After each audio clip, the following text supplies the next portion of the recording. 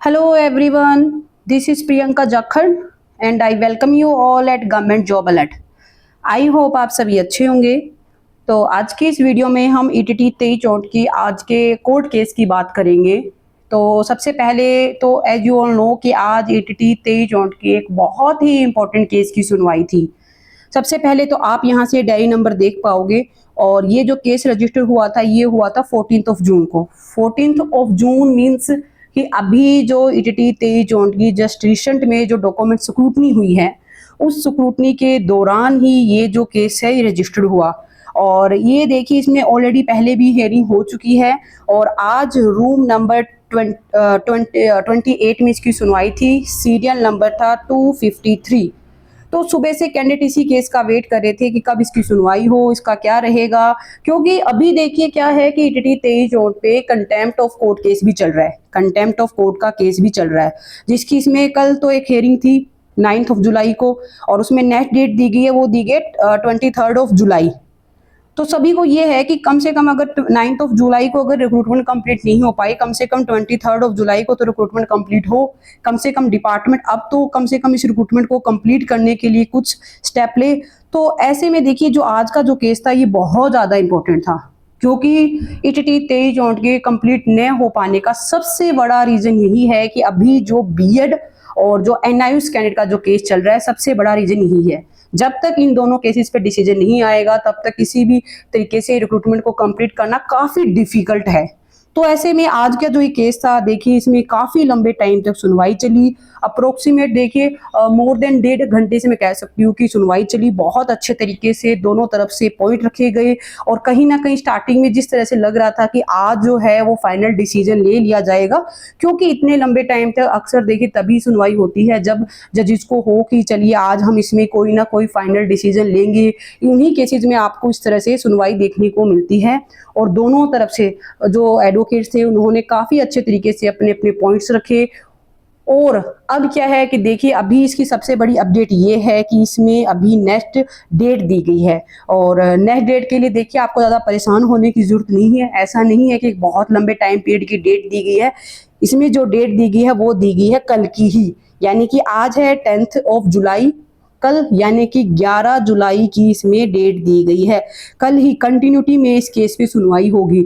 सबसे अच्छी बात देखिए यही है 23 के लिए कि चलो केस जो कोर्ट केसेस है वो चल रही है, नो डाउट थोड़ा सा है काफ़ी मतलब एक तरीके से बैड न्यूज़, बट सबसे अच्छी बात यह है कि कम से कम जो हेयरिंग है वो टाइमली हो रही है। आज सुनवाई थी, कंटिन्यूटी में ही रखते हुए कल की डेट दी गई है और देखिए पूरे पूरे हाई चांस है कि कल जो इस पे कोई ना कोई फाइनल डिसीजन ले लिया जाएगा, क्योंकि कभी भी कोई भी कोर्ट इस तरह से जब भी कंटिन्यूटी में कोई भी डेट देती है तो 99.9% केसेस में डिसीजन देखने को मिलता है। और आप भी यहाँ पे ये मान के चलिएगा कि कल ईटीटी 23 पे फाइनली क्लेरिफाई हो जाएगा कि किस तरह से रिक्रूटमेंट कंप्लीट होगी, क्योंकि अभी मेन मुद्दा है कि जो बीएड के जो कैंडिडेट हैं उन्हें डॉक्यूमेंट स्क्रूटनी पे नहीं बुलाया गया, उन्हें डिपार्टमेंट ने बाहर कर दिया है। ऑन दी अदर हैंड जो एनआईयूएस के जो कैंडिडेट है, एनआईयूएस के कैंडिडेट को भी रिक्रूटमेंट से बाहर कर दिया गया। और यहाँ पे देखिए एनआईयूएस के लिए एक इशू ये भी है कि काफ़ी ऐसे कैंडिडेट है एनआईयूएस से पास आउट जो कि 59-94 में भी है, 59-94 में भी है। तो ऐसे में यहाँ पे जो भी डिसीजन देखने को मिलेगा, यानी कि 23 में जो भी माननीय हाई कोर्ट डिसीजन लेगी, कहीं ना कहीं उसका डायरेक्ट इम्पैक्ट 59-94 पे भी देखने को मिलेगा। और सिर्फ इफेक्ट इस चीज का नहीं होगा कि हाई कोर्ट ने क्या डिसीजन लिया, इफेक्ट इस चीज का भी होगा कि किस तरह से रिक्रूटमेंट को कंप्लीट किया जा रहा है। मतलब अगर 23 की देखिए हम सभी दुआ करेंगे कि इनकी रिक्रूटमेंट जल्दी कंप्लीट हो, क्योंकि 4 साल से ज़्यादा का टाइम अप्रोक्सीमेट होने को है इन कैंडिडेट को और अभी तक मतलब अपनी ज्वाइनिंग का जो वेट कर रहे हैं। क्योंकि अगर इनकी रिक्रूटमेंट पहले होती है, यानी कि इनकी ज्वाइनिंग पहले होती है, तो ऑटोमेटिकली 59-94 की जो कट ऑफ है वो आपको डाउन देखने को मिलेगी, क्योंकि काफ़ी ऐसे कॉमन कैंडिडेट है जो जिन्होंने यहाँ पे एग्जाम दिया है, यानी कि 59-94 में एग्जाम दिया है और वो 23-64 में भी अभी उनका सिलेक्शन होने के पूरे पूरे चांस है। तो जैसे वो कैंडिडेट यहाँ सेलेक्ट हो जाएंगे तो ऑब्वियस है 59-94 में वो अपने आप को कंसीडर नहीं करेंगे, 59-94 में वो ज्वाइनिंग नहीं लेंगे। तो यहाँ पे डायरेक्टली इम्पैक्ट ये देखने को मिलेगा कि लो मेरिट के जो कैंडिडेट है उनके पास अच्छी खासी अपॉर्चुनिटी रहेगी इस चीज़ की। तो बाकी तो देखिए अभी जो कुछ भी होगा वो तो फ्यूचर डिसाइड करेगा, बट ये कहीं ना कहीं बहुत अच्छा इफेक्ट होगा एटीटी की दोनों रिक्रूटमेंट बहुत जल्द कंप्लीट हो, स्पेशली 23-64 और 59-94 दोनों के कैंडिडेट की बहुत जल्द ज्वाइनिंग हो। और 23-64 पे तो देखिए हम दुआ करेंगे कि कल की डेट में ही डिसीजन देखने को मिल जाए, और जो भी जिस तरह से डिसीजन आएगा। और इसके अलावा देखिए सुबह से अगर आपने देखा हो तो यहाँ पे क्या था स्टेटस, अगर आप चेक कर रहे थे तो इंटरिम रिलीफ शो किया जा रहा था, और इंटरिम रिलीफ को लेकर ही काफी ऐसे मतलब लोग थे जो कि डिफरेंट प्लेटफॉर्म पे मिस इन्फॉर्मेशन सर्कुलेट कर रहे थे। डिफरेंट टाइप्स की मतलब वीडियोस भी आपने देखी होगी, काफी यूट्यूबर्स ने वीडियो भी बनाई है कि ये हो गया है वो हो गया है। वो देखिए डायरेक्टली आपको सिर्फ ये मान के चलिए वो सिर्फ आपको फेक इन्फॉर्मेशन शेयर कर रहे हैं। आपको इस तरह से किसी की झूठी बातों में नहीं आना, क्योंकि काफी ऐसे भी लोग हैं जो ये बोल रहे थे कि बीएड इंक्लूड हो गई है, कोई बोल रहा है एनआईयूएस को शामिल कर लिया गया है, कोई कुछ मतलब जितने मुंह उतनी बातें। आपको इस तरह से किसी पे ब्लाइंडली इस तरह से फॉलो नहीं करना चाहिए। देखिए जो कुछ भी होगा हाई कोर्ट के ऑफिशियल वेबसाइट पे सब कुछ अपडेट कर दिया जाएगा।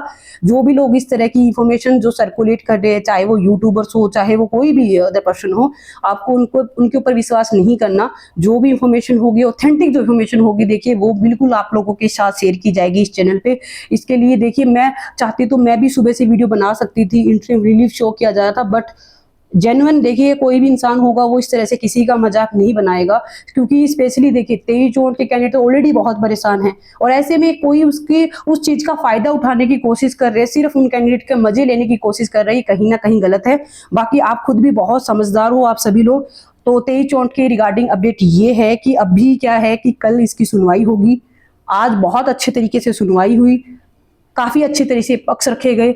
कल इसमें कंटिन्यूटी में सुनवाई होगी, और पूरे पूरे चांस है कि कल क्या है इस पे फाइनल डिसीजन जो है ले लिया जाएगा।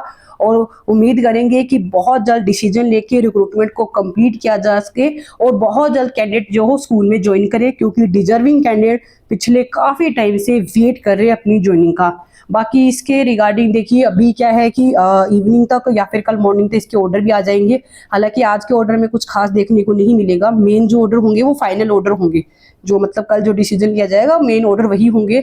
बाकी इसके रिगार्डिंग आगे कोई भी जो भी अपडेट आएगी वो अपडेट आप लोगों के साथ शेयर कर दी जाएगी इस चैनल पे। इसके लिए चैनल को जरूर सब्सक्राइब कीजिएगा। आई होप ये वीडियो आप लोगों के लिए इंफॉर्मेटिव रही। वीडियो अच्छी लगी तो चैनल को जरूर सब्सक्राइब करें। Wish you all the best. Thank you.